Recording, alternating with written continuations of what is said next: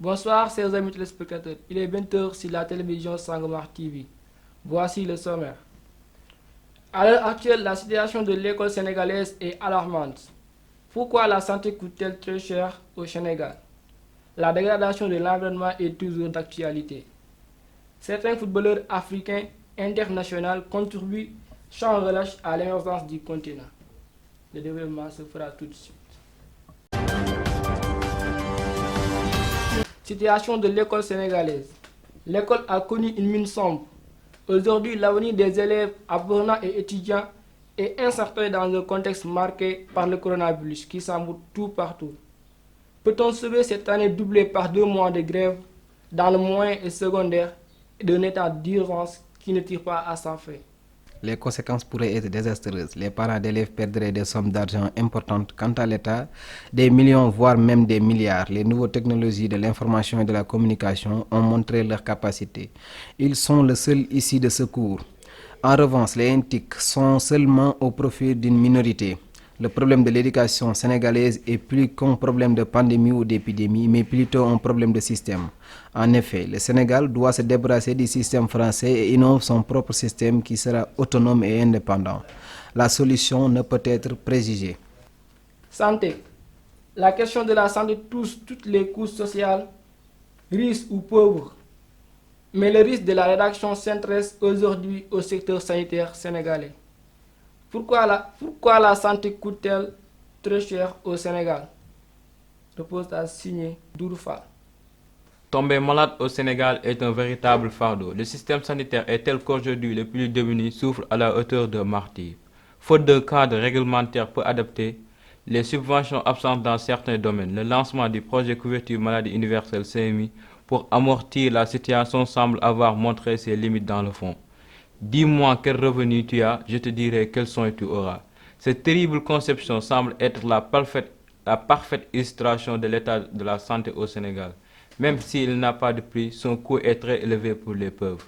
En effet, la principale difficulté est à rechercher dans les maladies dites chroniques. Ces dernières nécessitent des traitements longs, parfois même c'est toute la vie durant.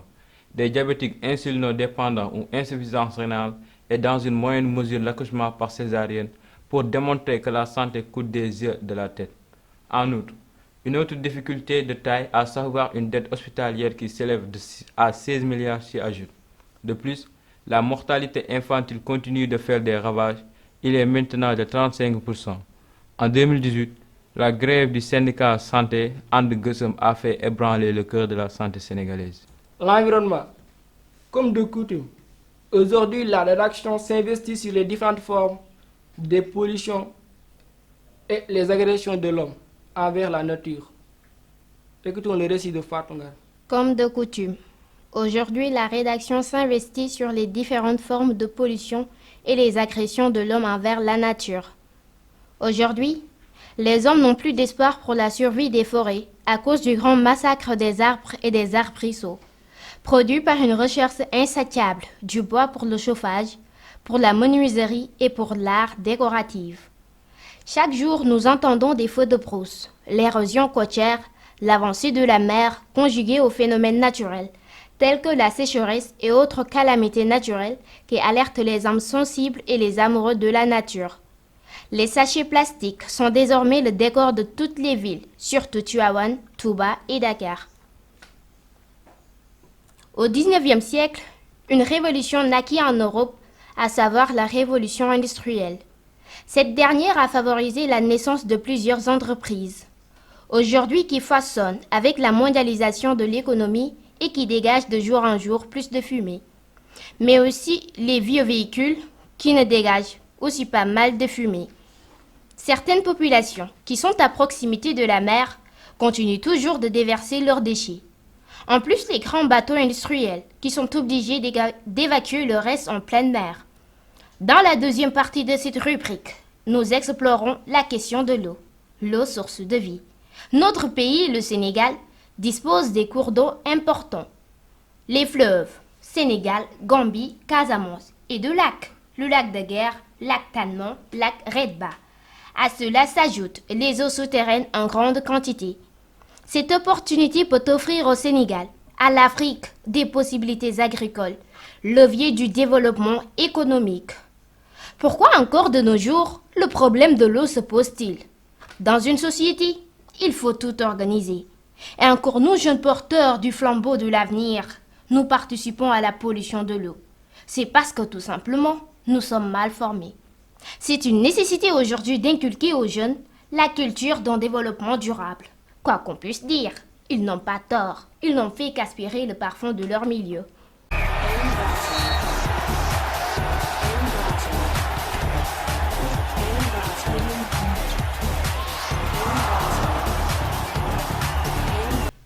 Plusieurs footballeurs africains mondialement connus n'ont pas hésité à apporter leur pierre à l'édifice, en contribuant au développement du continent. Ils sont nombreux à avoir percé en restant connectés au continent et en cherchant comment le faire progresser. C'est un supplément d'espoir signé par Touré Boubacar. La liste des stars du football africain qui investissent sur le continent est longue. Néanmoins, nous avons le choix de vous présenter une liste de quelques joueurs mondialement connus. De l'attaquant Didier Drogba au Ballon d'Or Georges Weah, ils sont nombreux à donner leur temps et leur argent. L'indoptable Samuel Eto'o, impossible de parler d'investissement des footballeurs africains sans mentionner son nom. L'épervier Emmanuel Adebayor, en 2015, l'international togolais, âgé de 33 ans, capitaine des éperviers, s'est intéressé à l'évolution des tiques. Les frères Kolo Oyeya ont choisi depuis plusieurs années à investir dans l'agriculture et l'éducation. Georges Weah, il a commencé par s'engager dans l'humanitaire en tant qu'ambassadeur de bonne volonté de l'UNICEF. Notre invité du soir est un journaliste d'investigateur nommé M. Koulibaly. Bonsoir M. Koulibaly. Bonsoir M. Silla. Un journaliste d'investigateur qui vient de sortir un ouvrage intitulé Les mots de la société. M. Koulibaly, qu'est-ce qui t'a poussé d'écrire cet nouvel ouvrage intitulé Les mots de la société? Bonsoir M. Silla. Je salue les téléspectateurs qui suivent votre chaîne de télévision. Bon, lors des recherches sur la vie quotidienne des Sénégalais, j'ai rencontré une femme battante, une femme dont sa vie a été bouleversée parce qu'elle a été violée, engrossée par son propre oncle et même forcée à l'abandon de sa fille. C'est ce qui m'a inspiré à écrire cet ouvrage. Merci M. Koulibaly, vraiment c'est un ouvrage intéressant. J'aimerais aussi savoir par rapport à votre révélation, est-ce que vous avez des preuves fiables qui certifient que la victime a retrouvé ses propres parents? Oui, M. Silla, bien sûr. Avant même d'avoir terminé cet ouvrage, on s'est penché à refaire la vie de cette femme.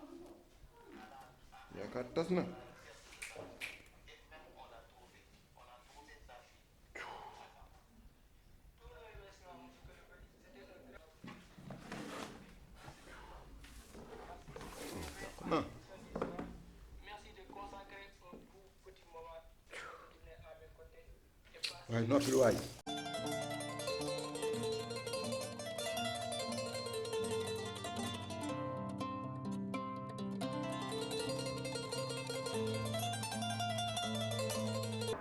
Oui, entrez. Bonjour. Monsieur. C'est Diop. Oui, ça va Ça bien. va, na nga def? Ça va, alhamdulillah. Ça va, ça fait longtemps. Oui, ça fait un bail. Ouais, gëj nañu. Ok, prenez place. Bon, na nga def? Oui, ça va. Ça va, et la famille? Oui, ça va bien, alhamdulillah. Naka liggéey bi? Ñaa la gis de. waaye ça va, ñu ngi si jàmm bu baax. Naka mu nag? Ay ça va Seen bien. liggéey ba nice rek. waaye ça va alhamdulilah, xam nga ñun moom Sénégal ñun journaliste yi. Yéen moom mooy lu mu réew sunu. waaw dañuy xaw a sonn quoi tellement. Mais mënul sa tànk tey jii. tey moom samay tànk kii la woon benn dossier le fait ma doon def sama travail de recherche sur la société ma gis ma taseeg benn xale bu jigéen mu soumettre ma benn histoire am que dañ ko violé woon Encore des viols. mu ngi noonu de xam nga Sénégal moom léegi xale bu jigéen bi nee na nijaayam moo ko violé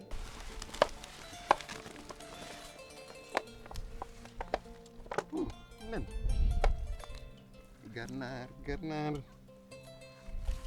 gànnaar nen la laaj waaye ginaar ak nen ba mu njëkk ñëw ci àdduna nen moo ñëw ginaar topp ci après ñu jur ñoom may nees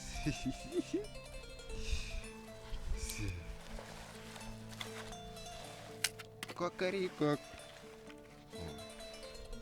Mbaras.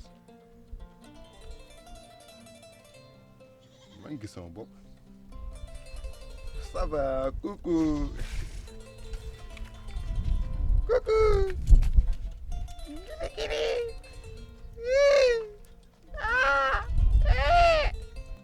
Il y a de cela une vingtaine d'années.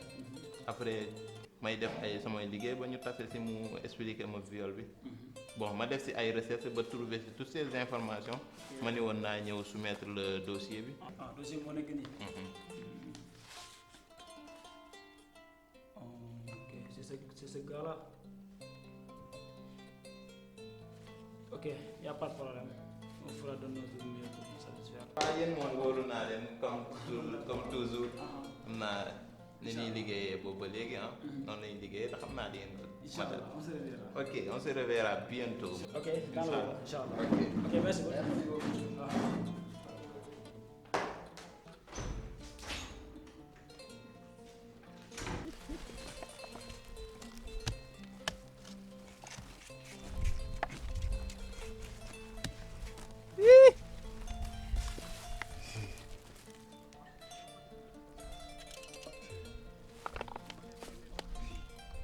Sa heure avion yaa ngi ni.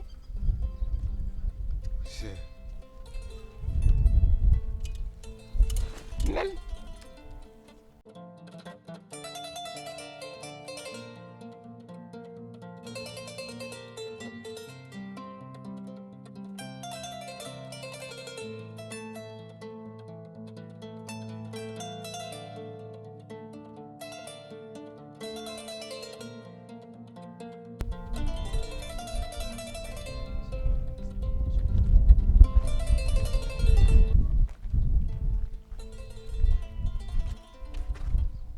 Monsieur Aline Badara Niang, c'est vous?